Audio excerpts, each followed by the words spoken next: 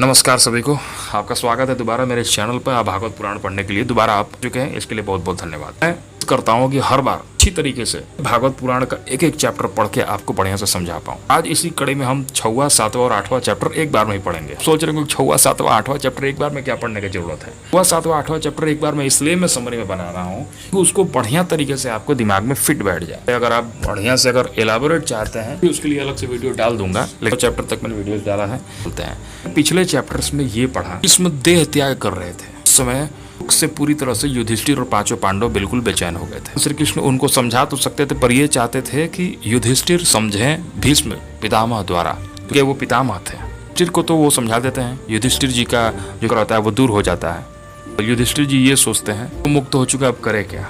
उनको जो आदेश मिला होता है कि जाओ धरती का अब राज्य संभालो, बुराते हैं पूरी तरह से समग्र धरती पर राज करते हैं। युधिष्ठिर का राज्य ऐसा था कि सब चीज समय से चल रहा था, क्योंकि वो स्वयं धर्मराज थे। मिक होने के नाते ये सारे जो धरती थी सही पे फसल देती थी, सही टाइम पे बारिश होती थी, फल लदे होते थे। क्योंकि धर्म के कार्य का अगर पैसा हो तो ही रास्ता है। वही था, ये धार्मिक थे, श्रद्धा से अपना कार्य करते थे। इनकी जो प्रजा थी बिल्कुल सुखी थी। युधिष्ठिर जी के बारे में कि उनका राज्य कैसा था, बहुत सुंदर राज्य का था, चारों तरफ फैलाव हो चुका था। जो भगवान श्री कृष्ण है, प्रस्थान की बारी आई कि अब उनको द्वारिका वापस भी तो लौटना है, क्योंकि उनका राज्य तो पूरा का भी था। उनको जब द्वारिका लौटना था तो उन्होंने युधिष्ठिर जी के सामने जाकर उनसे आज्ञा मांगी। मानता हूँ कि भगवान श्री कृष्ण भगवान है, तू धरती लोक पर अपनी लीलाएं कर रहे थे, इस लीला में वो युधिष्ठिर जी से छोटे थे, इसलिए उन्होंने उनको काम किया। बदले में युधिष्ठिर जी ने उनको आलिंगन किया। के बाद सभी लोग जब उन्होंने सुना कि अब तो श्री कृष्ण भगवान जाने वाले हैं अपने द्वारिका, लमसम सभी लोग मूर्छित हो गए थे। बहुत लोग उनको प्रेम करते थे, कुछ लोग उनको भगवान मानते, लोग मूर्छित हो गए, उनको होश में लाना पड़ा। के बाद जब इन्होंने प्रस्थान किया, चारों तरफ से ढोल नगाड़े सब बज रहे थे, ये विदाई में बज रहे थे। जो महिलाएं थी ऊपर से वर्षाएं कर रही थी, फेंक रही थी, लोग खुशी मना रहे थे कि स्थान उनको अजिता प्रदान करने के लिए, परंतु अंदर से खुश कोई नहीं था, क्योंकि सब चाहते थे कि श्री कृष्ण उनके पास रहे, क्योंकि वो भगवान थे और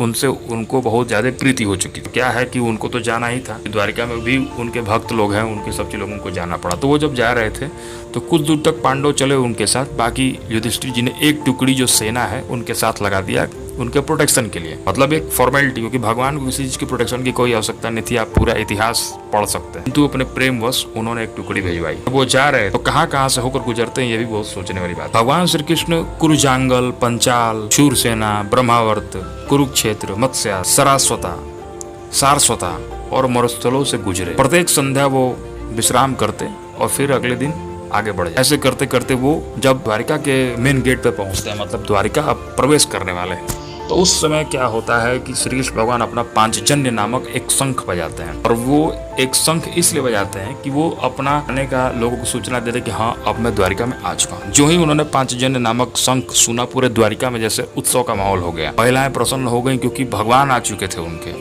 पुरुष प्रसन्न हो गए क्योंकि भगवान आ चुके थे उनके, जितने भी वहाँ के लोग थे सब लोग प्रसन्न थे क्योंकि भगवान श्री कृष्ण उन सब के प्राण थे। उन्होंने मटके लगाए जिसमें जल भरे थे, दहिया भरी थी, उत्सव का पूरा चारों तरफ माहौल था। लोगों ने उनका स्वागत किया और प्रसन्न भी हुए। इधर राजा परीक्षित का जन्म हुआ। जी, राजा परीक्षित का जन्म कैसे हुआ? राजा परीक्षित का जन्म के बारे में सब कोई जानता है, तो प्रस्थान हो गया। नेक्स्ट चैप्टर अब चालू होता है, राजा परीक्षित का जन्म कैसे हुआ। अश्वत्थामा से भगवान श्री कृष्ण ने बचाया था, स्वयं इतना छोटा बनाकर गर्भ में प्रवेश कर गए उत्तरा जी के, और उन्होंने राजा परीक्षित को लिया। राजा परीक्षित बचपन गर्भ में ही उन्होंने भगवान के दर्शन कर लिए थे, क्योंकि भगवान स्वयं उनके सामने जाकर उनकी प्रोटेक्शन कर रहे हैं ब्रह्मास्त्र से। उस समय थामा ने चला दिया था। आती है, बच्चे के दिमाग में छप गया था कि कोई चतुर्भुज रूप है जो जिसने मुझे बचाया है। जब बच्चा पैदा होता है, राजा परीक्षित बनते हैं, को खोजता रहता है कि ये चतुर्भुज रूप कौन था, ये चतुर्भुज रूप कौन। वो पहचानता था। वो बाद में जब वो पैदा हुआ तो सब में वो कुछ ना कुछ देखता था कि कहीं ये तो नहीं है, कहीं ये तो नहीं, पहचानने की कोशिश करता है, पहचान नहीं पाता है, था। इसी कारण उनका नाम परीक्षित पड़ गया। सबको परीक्षण करने वाला परीक्षित बने। तो सब जानते ही हैं कि वो पैदा हुए तो युधिष्ठिर जी ने पूछा ब्राह्मणों से अलग कैसा है, तो उन्होंने बताया कि जैसे आपके सुरवीर पितामह हुए हैं, जैसे आपके अन्य राजा हुए हैं इस कुल में, वैसा ही ये दानवीर होगा, वैसा ही ये वीर होगा। और उनके बारे में बताते हैं कि तक्षक नाग की काटने के कारण इसकी मृत्यु होगी, और ये पहले से जानता रहेगा कि 7 दिवस पहले इसकी तक्षक नाग काटने से मृत्यु हो जाएगी। और इस कारणवश ये गंगा तट पर जाएगा और वहाँ ये भागवत पुराण की कथा सुनकर ये मुक्त होगा और अभय प्रदान करने वाली ये कथा है तो उनको भी अभय प्राप्त हो। तो ये चीज फिर कंडीशन क्या होती है नेक्स्ट चैप्टर में कि विदुर जी जब आते हैं, इससे पहले थोड़ा सा एक बता कि जब युधिष्ठिर संभालने वाले थे उस समय उनको एक यज्ञ कराने का आदेश मिला था, निर्देश मिला था श्री कृष्ण जी द्वारा कि कम से कम जो आपसे पाप हुआ उसको आप धो डालिए। तो उन्होंने अश्वमेध यज्ञ कराने का फैसला किया। अब युद्ध में तो काफी पैसा जा चुका था तो उन्होंने हिमालय के पास एक जगह है वहाँ पर धन इकट्ठा हुआ था क्योंकि बहुत पहले वहाँ एक यज्ञ हुआ जो महाराज मरुत ने करवाया था। उस समय से वहाँ जो धन की जो एक सोने का जो पूरा गट्ठर था वो रखा हुआ था, पूरा जो सोने का एक बहुत बड़ा इलाका था वो रखा हुआ था उस यज्ञ के समय से ही। तो उन्होंने आदेश दिया तो वहां से सोना आया, उसके बाद से यज्ञ। अब कंडीशन क्या होती है कि श्री कृष्ण जी के लौटने के बाद सब लोग धीरे धीरे चले जाते हैं। तो विदुर जी जो होते हैं, विदुर जी संन्यास ले चुके हो, जब संन्यास ले चुके होते हैं तो चारों तरफ तीर्थयाटन करते हैं, तीर्थों को देखते हैं, तीर्थों पर जाते हैं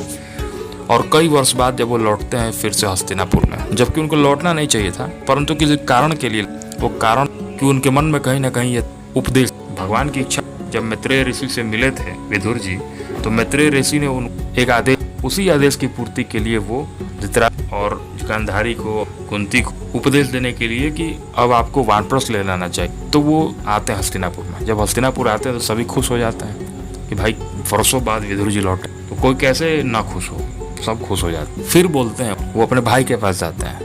विदुर जी के भाई थे धृतराष्ट्र, पांडव और धृतराष्ट्र ये दो भाई थे राजकुल और ये दासी पुत्र थे विदुर, और दासी पुत्र थे परंतु ये इन्हीं के भाई थे।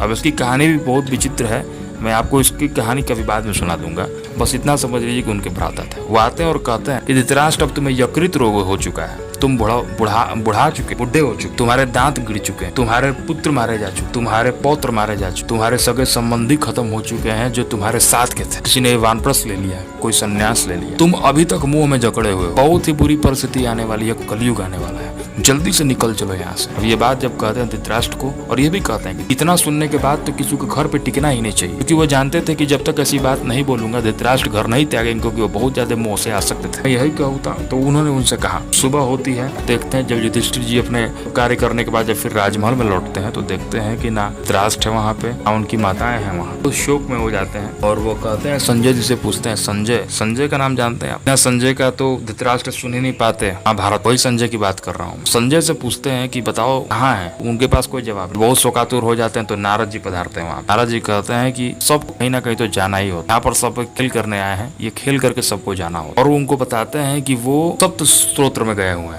जो कि हिमालय के पास ही था, दक्षिण में है, हिमालय के दक्षिण में वो जगह है, वहाँ वो चले गए हैं। अष्टायाम पद्धति से 3 बार स्नान करते हैं और 1 बार अग्निहोत्री यज्ञ करते हैं और अष्टांग पद्धति से कम खाते हैं और केवल जल पान करते हैं। इस प्रकार वो भौतिक जो दोष हैं, गुण हैं, उनसे वो मुक्त हो जाएंगे, ये नारद जी कहते हैं युधिष्ठिर जी। और ये भी बताते हैं कि संभवतः हो सकता है वह इस योग शक्ति से 5 दिन के अंदर मुक्त हो जाएं, अपनी स्वयं की अग्नि से अपने आप को आग जला दें, अपनी स्वयं की अग्नि से, अपनी ऊर्जा शक्ति से अपने शरीर को आग लगा दें और उसमें भस्म हो जाए।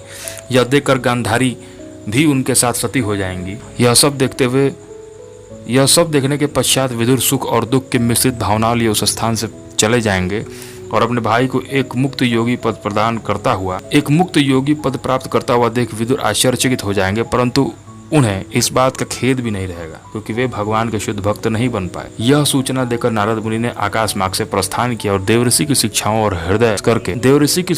को हृदयस्थ करके महाराज युधिष्ठिर समस्त शोक एवं दुखों से मुक्त हो गए। तो ये था चैप्टर अभी तक जो आपने पढ़ा, 6, 7, 8 चैप्टर की समरी। अगर आपको अच्छा लगा होगा तो चैनल को सब्सक्राइब कर सकते हैं, अगर ना भी कर पाए तो कोई दुख नहीं है। बहुत बहुत धन्यवाद जो अभी तक आपने यहाँ तक देखा। नमस्कार।